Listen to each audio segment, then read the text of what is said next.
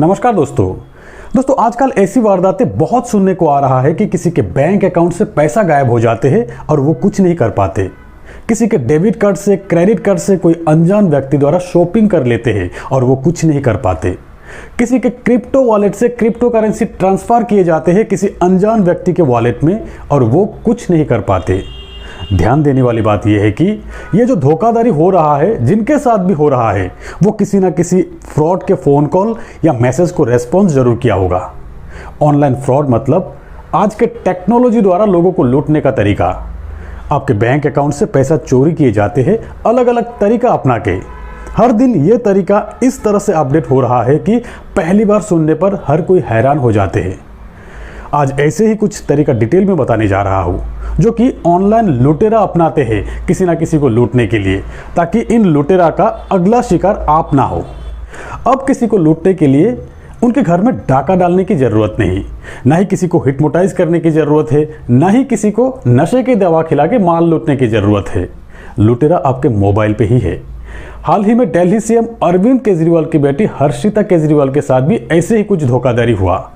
हर्षिता ने अपने घर की पुरानी सोफा सेल करने के लिए OLX पर ऐड देते हैं और ठगी कस्टमर बन के उनको कॉल करते हैं। ठगी अंग्रेजी भी अच्छी तरह बोल लेते हैं। बातें करके पहले भरोसा देते हैं और फिर ये भरोसा देते हैं कि वो पेमेंट करने के लिए रेडी है, और फिर ठगी पेमेंट की जगह पेमेंट रिक्वेस्ट सेंड कर देते हैं, एक QR कोड सेंड कर देते हैं। हर्षिता ने QR कोड को स्कैन करके इंस्ट्रक्शन को फॉलो करते ही हर्षिता के अकाउंट से पैसा ठगी के अकाउंट पे चले जाते हैं।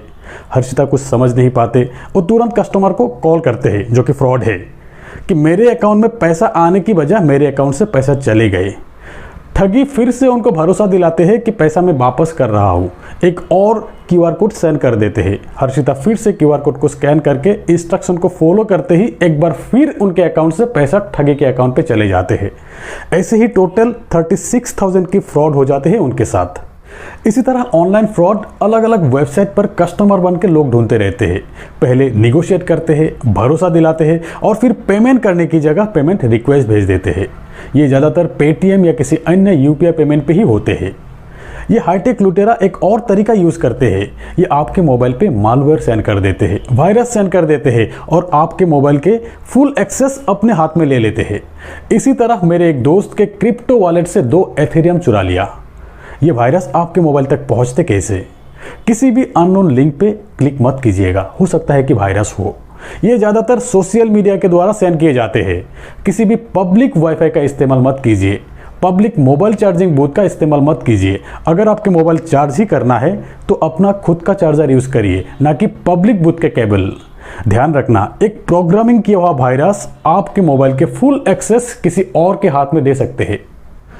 दोस्तों, इन शातिर चोरों के दिमाग इतना चलता है कि ये आपके नाम से आपके ही मोबाइल नंबर के eSIM बना लेते हैं और फिर OTP जनरेट करके आपके बैंक अकाउंट से लूटना शुरू कर देते हैं। तो ये सब करते कैसे हैं, चलिए बताते हैं। झारखंड की जामतारा साइबर लुटेरा की जगह नेटफ्लिक्स में एक वेब सीरीज भी बनाया गया है कि जामतारा सबका नंबर आएगा।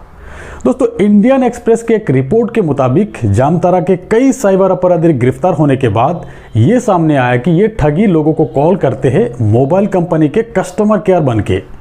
KYC वेरिफिकेशन की बात करते हैं, नेटवर्क मजबूत करने की बात करते हैं और किसी ना किसी तरह भरोसा दिला के आपके ईमेल आईडी से कंपनी को एक अपने हिसाब से ईमेल करवाते हैं और फिर मोबाइल नेटवर्क कंपनी में आपके ईमेल आईडी की जगह चोरों के ईमेल आईडी डलवा लेते हैं और फिर उनके ईमेल आईडी से रिक्वेस्ट भेज के एक eSIM जनरेट कर लेते हैं और फिर आपके बैंक अकाउंट के एप्लीकेशन डाउनलोड करके OTP जनरेट करके माल हड़पना शुरू कर देते हैं।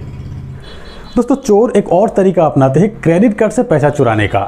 चोर बैंक कस्टमर केयर बन के आपको कॉल करते हैं, कहते हैं कि रिसेंटली जो प्रोडक्ट आपने परचेस किया इस वेबसाइट से, आप चाहे तो आपकी EMI 2 महीना बाद स्टार्ट करवा सकते हैं। दोस्तों, ज़्यादातर लोग क्रेडिट कार्ड द्वारा EMI पे कुछ महंगी प्रोडक्ट परचेस करते हैं और ये इन्फॉर्मेशन उन तक कैसे पहुंचते हैं चोर ही जाने। आपको भरोसा आ ही जाएंगे कि आपने परचेस किया हुआ प्रोडक्ट का नाम बताएंगे, वेबसाइट का नाम बताएंगे, आप खुश भी हो जाएंगे कि EMI 2 महीना बाद स्टार्ट हो रहा है। अब लुटेरा आपको ये बताएंगे कि अभी मैं कर देता हूँ, आपके मोबाइल पे एक OTP आएंगे, अब बताइए, अभी हो जाएंगे। आप OTP बता देते हो और काम तमाम। यही नहीं दोस्तों, आपके क्रेडिट कार्ड के बिलिंग साइकिल भी शिफ्ट कर देंगे, ये भी कहेंगे। दोस्तों इससे पहले कुछ और तरीका चल रहा था जो कि अभी भी चल रहा है, जैसे कि आपके ईमेल पे लॉटरी आते हैं, कोई फॉरेनर आपके लिए सोना हीरा लेके आके एयरपोर्ट में कस्टम ऑफिस में फंस जाते हैं और आपको कॉल करते हैं कि 25-30 हज़ार की हेल्प करना चाहिए, आपके डेबिट कार्ड बंद हो जा रहा है, ऐसी कॉल्स आपके पास आएंगे और OTP मांगेंगे। दोस्तों ये सारे अब पुराने हो चुके हैं, अब शातिर दिमाग कुछ नया तरीका अपना रहा है। पर जो भी हो, पुराने तरीका या नया तरीका, आपके रेस्पॉन्स आपके एक्टिविटी पे ही डिपेंड करते हैं कि आप कितना सतर्क हो। वरना बैंक सॉफ्टवेयर बहुत ही सेफ है, बिना आपके परमिशन के 1 रुपया भी कहीं और ट्रांसफ़र नहीं होते हैं। अब से ध्यान रखना, कोई भी बैंक OTP नहीं मांगते हैं, और अगर आपसे ऐसी गलती हो भी जाते हैं तो तुरंत local police station cyber crime पे आप एक FIR करें, बैंक में इन्फॉर्म करें, आपके साथ हुए सारे कन्वर्सेशन का डिटेल विथ स्क्रीनशॉट रखिए।